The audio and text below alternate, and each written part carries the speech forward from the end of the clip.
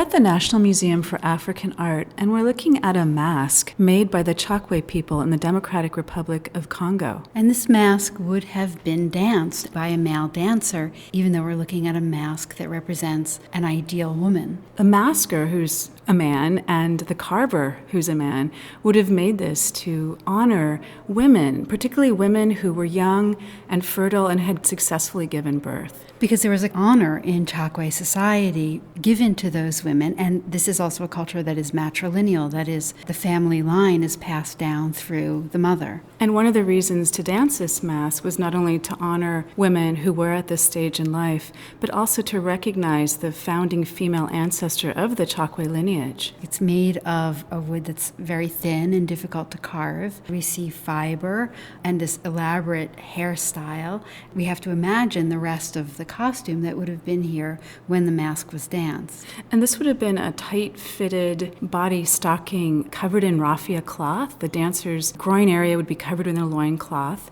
and he'd be wearing wooden breasts.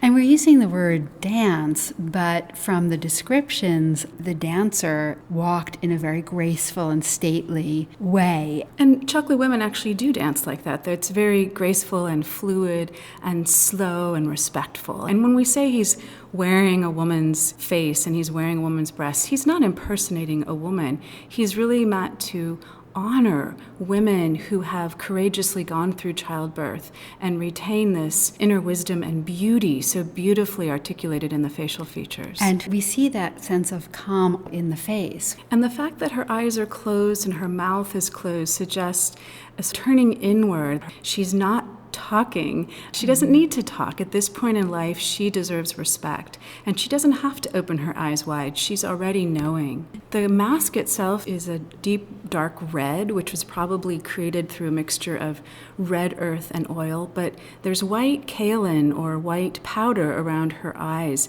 And this whiteness is connected to the spiritual realm. In fact, her eyes are the most important part of the face. They're abstractly big. And it draws attention to the fact that she has the spiritual ability almost of second sight, that her power comes from being able to give birth. The face is very symmetrical. The chin comes to a narrower point.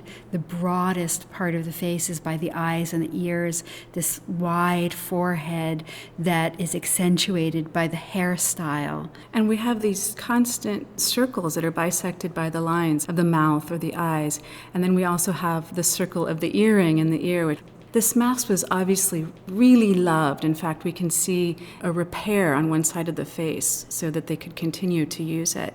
We also have pounded dots around the eyes, which further emphasizes their cylindrical nature, but also suggests women's tattoo patterns. Women wore a whole host of different tattoo designs that had special references and special meaning. So the Chokwe people were little known until the earlier part of the 20th century by Europeans.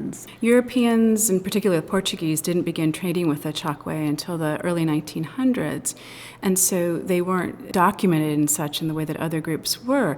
However, the Chokwe had been part of a larger kingdom from which they broke away. They had had trading relations with many groups throughout Africa, and so they certainly didn't exist in isolation. And there are about 1 million today in the Democratic Republic of Congo. And as this mask shows us the ideal woman and the ideal virtues, her hairstyle would have been fashionable at the time, so they could really see themselves in the mask when it was being performed for them. So this is an ideal of womanhood in so many ways.